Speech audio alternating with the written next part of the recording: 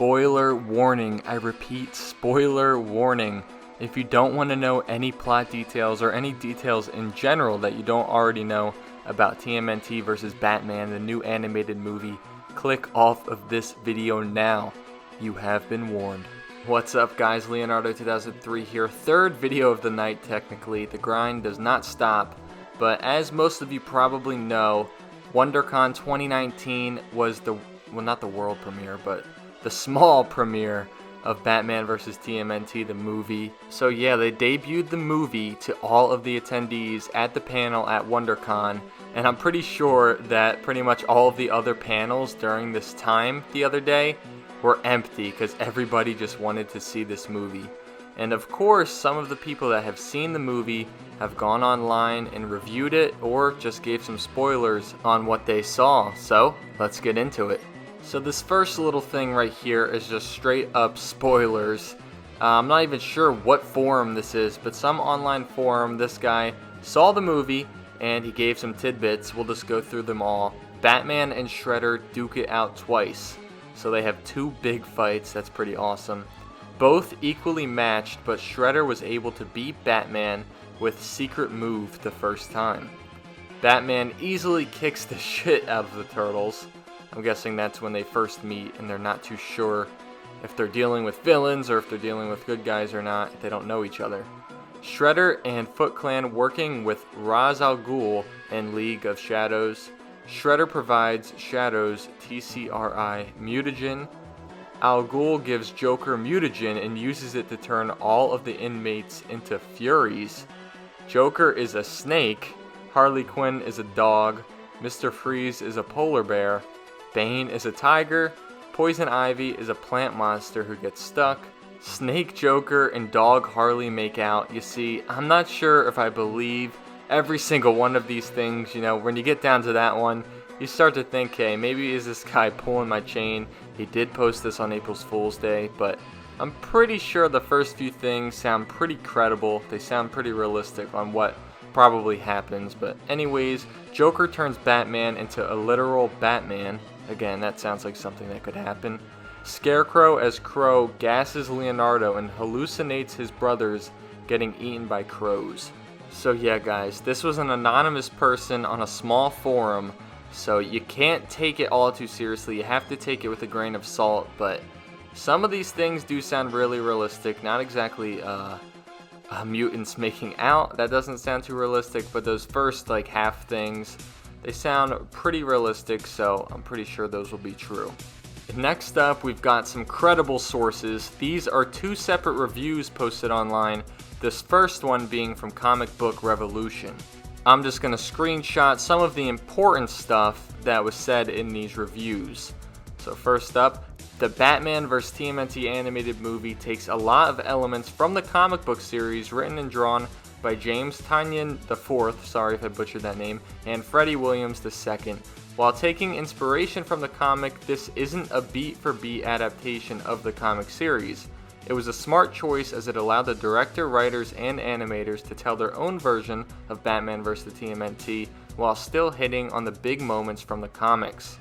So it will be pretty loosely, I don't even know if loosely's the word. It's not beat for beat and it's not loosely. It's kind of in the middle based on the comics. To keep spoilers to an absolute minimum, the biggest broad change made for this animated movie is that Batman and the TMNT exist in the same universe. This was a smart choice to streamline the story to keep things simple and get right into the action. And with both franchises having an appeal that extends well past the comic books, this decision helps welcome in fans who are only familiar with the cartoons and movies for Batman and TMNT. And the grand scheme of this movie is really where it excels. On top of playing up the fun of seeing the Batman family and TMNT interact with each other, the filmmakers did a great job with all of the villains. With all the fantastic Batman villains that are involved, it is Shredder who by far steals the show. This Shredder has just looked nothing short of spectacular from what we've seen and what we're hearing. His fights with Batman will leave fans with a giant smile on their face. Again, this confirms what that last guy said, multiple fights with Batman, so that was true. The same goes for how Shredder interacts with Ra's al Ghul. Sorry, I'm not used to pronouncing these Batman villain names, so that one's a little tough. Ra's al Ghul. Seeing both characters on screen together put over the credibility of Shredder in this universe, as he more than held his own with Batman's villains. Now we'll be moving over to the IGN review. Anyone who's familiar with, gaming or pop culture online knows IGN. They're pretty damn big, so this is a pretty big review. They ended up giving it an 8.2 out of 10, which is pretty good. Now right here is where we really get a spoiler at the beginning of the plot of the movie. The setup of the story is relatively simple, as Gotham City is hit with a spate of mysterious thefts of all the unstable and experimental tech that the city has to offer. After Batgirl sees some strange green-muscled monsters seemingly fighting alongside a band of black-clad ninjas, Batman sets out to uncover the mysterious new threat which has entered his beloved hometown. One of the most entertaining and unique things about this animated adventure is that the Turtles act as avatars for audience members and comic fans, as Raphael, Michelangelo, Donatello, and Leo offer a near constant commentary about just how bonkers, quote-unquote, Gotham actually is. Whether it's Mikey's constant awe and wonder at the variety of villains, or the constant presence of blimps in the sky, there's a self-awareness about the juxtaposition, wow, that's quite the word, juxtaposition, of the worlds that feel smart, funny, and fresh. I can definitely see Mikey being the one who's always in awe. We all know he's the guy who's always into the comics, always into the superheroes, the villains, and just pop culture in general. If there's one problem that Batman vs. TMNT faces, though, is a slight unbalanced tone. The dark grittiness of Gotham feels more like a fun theme park through the wide eyes of the Turtles, and there's joy in moments that see the teens flying across the shadowy city with only their primary colored bandanas to tell them apart. So when it comes to the villains, things get a little muddied. The scheme at the core of the film is pure comic book absurdity, which melds the two source comics perfectly. But when we see Ra's al Ghul and Shredder decapitating and killing multiple people, it becomes a little less clear who this adaptation is for. Wow. So I know I have heard that some people that attended this movie aren't too sure if it should be PG-13 or if it should be rated even higher.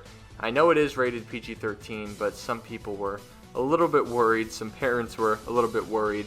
And right here you see two different kind of themes going on. You see some, lightheartedness from the Turtles, going through Gotham, being a little goofy about it, but Gotham is pretty gritty. And then we hear about the villains, including Shredder, decapitating multiple people.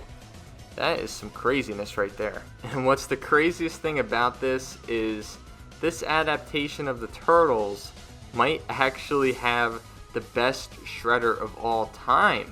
Of all time. I mean, I know I'm on the hype train right now, but we've heard nothing but amazing things about this Shredder, and he has honestly the perfect look for the Shredder. Of course, I love that 2003 series Shredder, Shirel, but he wasn't human, so he's kind of like in a league of his own. He was an Utrom. This is every other Shredder, I'm pretty sure, has been, besides all those crazy Shredders from the 2003 series, they're pretty much humans, they're human guys, human Japanese martial artists, evil guys. And this one looks like it might be the coolest, the most badass, the coolest. This is really what Shredder was meant to be, it seems. So I'm definitely super excited for the Shredder. He's definitely what I'm most excited for about the film itself. I also can't wait to see how these turtles interact. We really only seen the trailer, hearing a few words from each turtle. I can't wait to see how they actually interact. It is going to be awesome to see how they got into Gotham in the first place and to see how they react to it. Of course, that IGN article touched on how the Turtles are always just in awe and in just utter shock of what's going on in the city.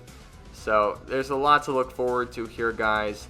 Definitely let me know if you have any other spoilers. This is a spoiler video, so drop them down in the comments. If by chance you actually went and saw this movie at Wondercon, definitely leave your review in the comments down below. That would be awesome. I'd love to hear that.